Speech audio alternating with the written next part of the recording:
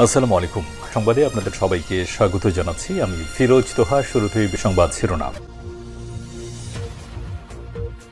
বাংলাদেশের সর্বশেষ গুরুত্বপূর্ণ আপডেট সংবাদে আপনাকে স্বাগত। শুরুতেই সংবাদ শিরোনাম, পরে বিস্তারিত। শুরুতেই জানিয়ে দিব, যে কোনো সময় পদত্যাগ করতে পারে শেখ হাসিনার অধীনে গঠিত হাবিবুল আওয়াল নির্বাচন কমিশন। চলছে চূড়ান্ত প্রস্তুতি। সূত্র জানায়, রাজনৈতিক পথ পরিবর্তনের পর অনন্য সাংবিধানিক প্রতিষ্ঠানের মতো শেখ হাসিনার অধীনে গঠিত নির্বাচন কমিশনেও সংস্কার আসছে। এটি নিশ্চিত করেছে বর্তমান নির্বাচন কমিশন। সেজন্য তারা যে কোনো সময় পদত্যাগ করবেন। এরপর জানিয়ে দিব, ছাত্রদের হত্যার পরে লাশ আগুনে পুড়িয়ে ফেলা, যেভাবে আটক হলেন সেই অতিরিক্ত পুলিশ সুপার কাফি। ছাত্র জনতার আন্দোলনের মুখে শেখ হাসিনা গত 5 আগস্ট দেশ ছেড়ে ভারতে পালিয়ে যায়। শেখ হাসিনা যেদিন পালিয়ে গেল, সেদিন 5 তারিখে এই পুলিশ সদস্যের নির্দেশে ছাত্রদেরকে হত্যা করে ট্রাকে লাশের স্তূপ জমা করে সেই ট্রাক সহ ছাত্রদের লাশ আগুনে পুড়িয়ে দিয়েছিলেন ঢাকার অতিরিক্ত পুলিশ সুপার কাফি। গতরাতে তিনি বিমানবন্দর থেকে গ্রেপ্তার হয়েছেন। ধারণা করা হচ্ছিল তিনি বিদেশে পালিয়ে যাবেন, কারণ তার অপকর্মগুলো ফাঁস হয়ে গিয়েছে। এদিকে যেভাবে $135 মিলিয়ন পাচার করে শেখ হাসিনার বেসরকারি শিল্প এবং বিনিয়োগ উপদেষ্টা সালমান এফ রহমানের প্রতিষ্ঠা করা বেক্সিমকো গ্রুপ। জানিয়ে দিব, সদ্য বহিষ্কৃত নেতা ফখরুদ্দিন আহমেদ বাচ্চুর বিরুদ্ধে বিএনপির মামলা। বেশ কয়েকদিন আগে বিএনপির এই বহিষ্কৃত নেতা ফখরুদ্দিন আহমেদ বাচ্চু এস আলম গ্রুপের থেকে 14টি গাড়ি ছিনিয়ে নিয়েছিল। সাংগঠনিক কার্যক্রম বহির্ভূত কাজ করায় বিএনপি থেকে তাকে বহিষ্কারের পর তার নামে মামলা দায়ের করেছে স্বয়ং বিএনপি। এবারে জানাবো, সাত সকালে ঢাকায় মুষলধারে বৃষ্টি, টানা বৃষ্টিপাত নিয়ে যা জানালো আবহাওয়া অফিস। হঠাৎ রাজধানীর বিভিন্ন জায়গায় আজ মঙ্গলবার 3 সেপ্টেম্বর ভোর থেকে ঝরছে অঝরে বৃষ্টি। ভোর 5টা থেকে বৃষ্টি শুরু হয়েছে। এরপর নগরীর একাধিক জায়গায় জলবদ্ধতা সৃষ্টি হয়েছে, ফলে ভোগান্তিতে পড়েছে অফিসগামী মানুষ এবং শিক্ষার্থীরা। এর আগে আবহাওয়া পূর্বাভাসে মঙ্গলবার সারা দেশে বৃষ্টির কথা জানানো হয়েছিল। বিজ্ঞপ্তিতে বলা হয়েছে, রংপুর, ময়মনসিংহ, চট্টগ্রাম, সিলেট বিভাগের অনেক জায়গায় এবং রাজশাহী, ঢাকা, খুলনা ও বরিশাল বিভাগের কিছু কিছু জায়গায় অস্থায়ীভাবে দমকা হাওয়া সহ হালকা থেকে মাঝারি ধরনের বৃষ্টি অথবা বজ্রসহ বৃষ্টি হতে পারে এবং সেই সঙ্গে দেশের কোথাও কোথাও ভারী থেকে অতি ভারী বৃষ্টিও হতে পারে। এবং সর্বশেষ জানিয়ে দিব, জবির সহ সমন্বয়ক পরিচয় হেলপারকে মারধর, সেই যুবক একজন ছাত্রলীগ কর্মী। রাজধানীতে সহ সমন্বয়ক পরিচয় বাসের হেলপারকে মারধরের একটি ভিডিও সামাজিক যোগাযোগ মাধ্যমে ভাইরাল হয়েছে।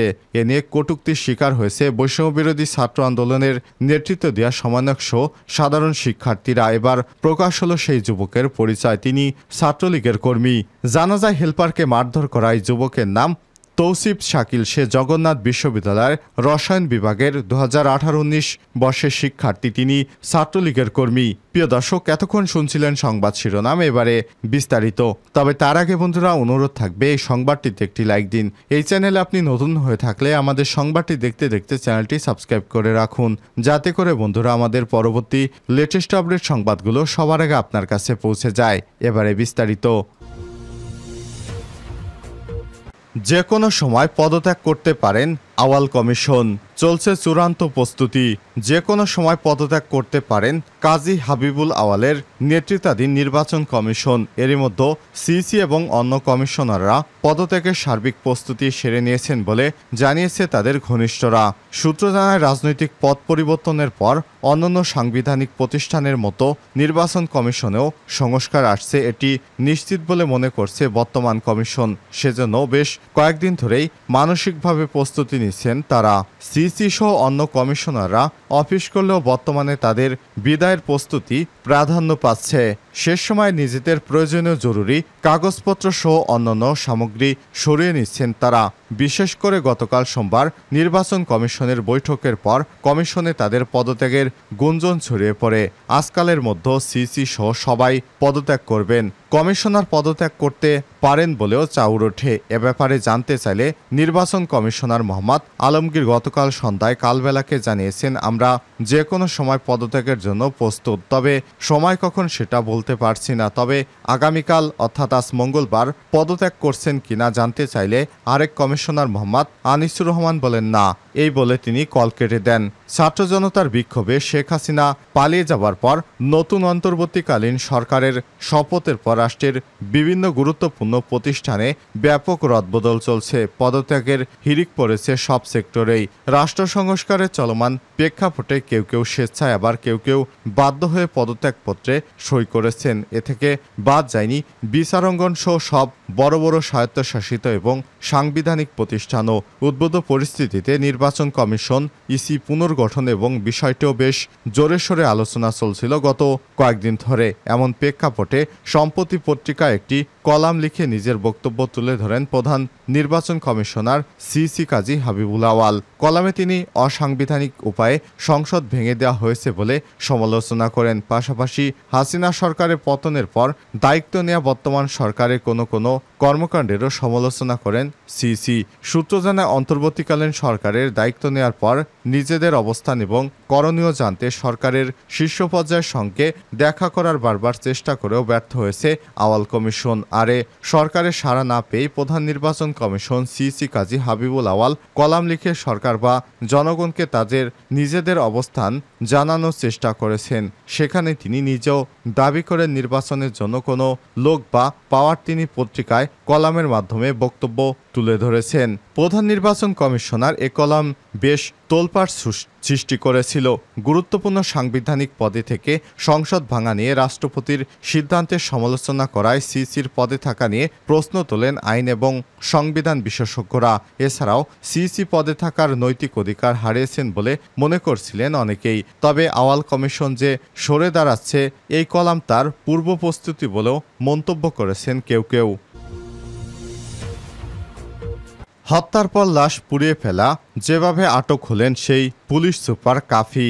ছাত্র জনতার আন্দোলনের সময় গত 5ই আগস্ট ঢাকার আশুলিয়ায় বিক্ষোভকারীদের হত্যার পর আগুন দিয়ে পুড়িয়ে ফেলা হয়। ওই ঘটনায় সন্দেহভাজন কারিগর ঢাকা জেলা সাবেক অতিরিক্ত police super crime and ops Mohammad Abdullah Hil কাফিকে ঢাকার বিমানবন্দর থেকে গ্রেপ্তার করেছে ডিবি পুলিশ।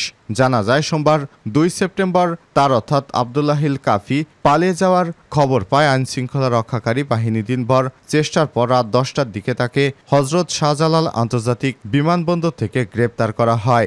ডিবি সূত্র থেকে জানা গেছে, গোপন সূত্রে আবদুল্লাহ হিল কাফির পালিয়ে যাওয়ার খবর পায় তারা। এরপর দিনভর নানা নাটকীয়তার পর শাহজালাল বিমানবন্দর থেকে তাকে আটক করতে সমর্থ হয় একটি দল। ডিবির এই কর্মকর্তা জানান, আশুলিয়া 5ই আগস্ট ঘটনার সঙ্গে আবদুল্লাহ হিল কাফির কতটুকু সম্পৃক্ততা রয়েছে সে বিষয়ে জানতে চাওয়া হবে। এরপর তার বিষয়ে কি করণীয় তা ঊর্ধ্বতন কর্মকর্তারাই সিদ্ধান্ত নেবেন। গত 5ই আগস্ট কি ঘটেছিল আশুলিয়ায়? সামাজিক যোগাযোগ মাধ্যমে ছড়িয়ে পড়া এক ভিডিওতে দেখা যায়, কয়েকজন পুলিশ সদস্য কয়েকটি মরদেহ একটি ভ্যানে তুলে সেগুলো ব্যানার দিয়ে ঢেকে রাখছে। তখন গুগলের জিওলোকেশন উপাত্ত এবং আশেপাশের ছবি বিশ্লেষণ করার পর পুলিশ সূত্র ভিডিওটির তারিখ এবং অবস্থান চিহ্নিত করেছে। পরে জানা যায়, বাইপেল কেন্দ্রীয় জামে মসজিদের কাছে থানার সামনে এক গলিতেই ঘটনা ঘটে। ভিডিওতে দেখা যায় 2 পুলিশ কর্মকর্তা মরদেহ স্তূপ করে রাখছেন। পরে সেই মরদেহগুলো একটি পিকআপ ভ্যানে একটির পর একটি সাজানো হয়। এরপর পুলিশ সদস্যরা সেই লাশের ট্রাকটি আগুন দিয়ে পুড়িয়ে দেয় এবং ছাত্রদের মৃত্যুর জন্য আন্দোলনকারীদেরকে উপরন্তু তারা দায়ী করে। যেভাবে $135 মিলিয়ন পাচার করে বেক্সিমকো। আলোচিত ব্যবসায়িক গোষ্ঠী বেক্সিমকো গ্রুপ এবং তার স্বার্থ সংশ্লিষ্ট ব্যক্তি ও প্রতিষ্ঠানের বিরুদ্ধে অর্থ পাচারের অভিযোগে অনুসন্ধান শুরু করেছে পুলিশের অপরাধ তদন্ত বিভাগ পিআইবি। বেক্সিমকো গ্রুপ 18টি কোম্পানির মাধ্যমে পণ্য রপ্তানি করে সেই রপ্তানি মূল্য ফেরত না এনে অন্তত $135 মিলিয়ন পাচার করেছে বলে জানিয়েছে পুলিশের অপরাধ তদন্ত বিভাগ সিআইডি ডেটাবেস অনুসারে অ্যাপোলো অ্যাপারেলসের মাধ্যমে প্রায় $23 মিলিয়ন বেক্সটেক্স গার্মেন্টসের মাধ্যমে $24 মিলিয়ন, ইন্টারন্যাশনাল নিটওয়ার অ্যান্ড অপারেশনসের মাধ্যমে $25.2 মিলিয়ন এবং এসএস ফ্যাশনের মাধ্যমে $24.39 মিলিয়ন পাচার করা হয়েছে। এর সবগুলোই বেক্সিমকো গ্রুপের অঙ্গ সহযোগী সংগঠন। প্রাথমিক তদন্তে সিআইডির আর্থিক অপরাধ ইউনিট জানতে পেরেছে বেক্সিমকো গ্রুপের বিরুদ্ধে বিগত 15 বছরে 60টি ব্যাংক থেকে জালিয়াতি করে ঋণ নেওয়ার অভিযোগ রয়েছে। সিআইডির এক বিজ্ঞপ্তিতে জানানো হয়েছে, প্রাথমিক পর্যালোচনায় দেখা গিয়েছে বেক্সিমকো গ্রুপ বিগত 15 বছরে 60টি ব্যাংক থেকে প্রতারণা এবং জালিয়াতির মাধ্যমে ঋণ নিয়ে সেগুলো বিদেশে পাচার করেছে। বেক্সিমকো গ্রুপ জনতা ব্যাংক থেকে 21,681 কোটি, আইএফআইসি ব্যাংক থেকে 5,218 কোটি, ন্যাশনাল ব্যাংক থেকে 225 কোটি, সোনালী এবং অগ্রণী ও রূপালী ব্যাংক থেকে 5,671 কোটি, এবি ব্যাংক থেকে 605 কোটি, মোট 33,470 কোটি টাকা ঋণ নিয়েছে। এছাড়াও বেক্সিমকো গ্রুপ গত কয়েক বছরে বাজার থেকে 27,000 কোটি টাকা প্রতারণা এবং জালিয়াতির মাধ্যমে হাতিয়ে নিয়েছে, এই মর্মে অভিযোগ রয়েছে। সদ্য বহিষ্কৃত নেতা ফখরুদ্দিন আহমেদ বাচ্চুর বিরুদ্ধে বিএনপির মামলা। বিএনপির ময়মনসিংহ দক্ষিণ জেলা কমিটির বহিষ্কৃত যুগ্ম আহ্বায়ক এবং ভালুকা উপজেলা বিএনপির আহ্বায়ক ফখরুদ্দিন আহমেদ বাচ্চু সহ অজ্ঞাতনামা 15 থেকে 20 জনের বিরুদ্ধে মামলা দায়ের করা হয়েছে। বিএনপির নাম ব্যবহার করে বিভিন্ন প্রতিষ্ঠানের অনৈতিক সুবিধা আদায়ের অভিযোগে দলটির ভারপ্রাপ্ত চেয়ারম্যান তারেক রহমানের নির্দেশে দলের পক্ষ থেকে ভালুকা থানায় লিখিত এজাহার দায়ের করা হয়েছে। সোমবার 2 সেপ্টেম্বর রাত 10টায় বিএনপির পক্ষে দলের যুগ্ম মহাসচিব সৈয়দ ইমরান সালেহ প্রিন্স ভালুকা থানায় এই এজাহার দায়ের করেন। এজাহারে অভিযুক্তদের বিরুদ্ধে আইনি ব্যবস্থা নেওয়ার অনুরোধ জানানো হয়েছে। এ বিষয়ে ইমরান সালেহ প্রিন্স বলেন, পরবর্তী পরিস্থিতি কিছু ব্যক্তি বিএনপির নাম ব্যবহার করে অনৈতিক কাজে লিপ্ত রয়েছে বলে অভিযোগ পাওয়া যাচ্ছে। দলের ভারপ্রাপ্ত চেয়ারম্যান সহ দলীয় নেতৃত্ববৃন্দ এ বিষয়ে সবাইকে বারবার সতর্ক করে অভিযুক্তদের বিরুদ্ধে সাংগঠনিক শাস্তিমূলক ব্যবস্থা নিয়েছেন। এ সময় তিনি আরো বলেন, যারা এসব অপকর্মের সঙ্গে জড়িত ও দলের ভাবমূর্তি নষ্টকারী তাদের বিরুদ্ধে এখন শুধু সাংগঠনিক শাস্তিমূলক ব্যবস্থা নয়, বরং সাংগঠনিক শাস্তিমূলক ব্যবস্থার পাশাপাশি আইনি ব্যবস্থা নেওয়ার সিদ্ধান্ত নিয়েছে বিএনপির ভারপ্রাপ্ত চেয়ারম্যান তারেক রহমান। ইমরান সালেহ প্রিন্স আরও বলেন, নেতাকর্মীদের 15 বছরের আত্মত্যাগ এবং কমিটমেন্ট কিছু ব্যক্তির অপকর্মের জন্য প্রশ্নবিদ্ধ হতে পারে না। তারেক রহমান সহ দলের হাইকমান্ড এ বিষয়ে জিরো টলারেন্স নীতি অবলম্বন করছে।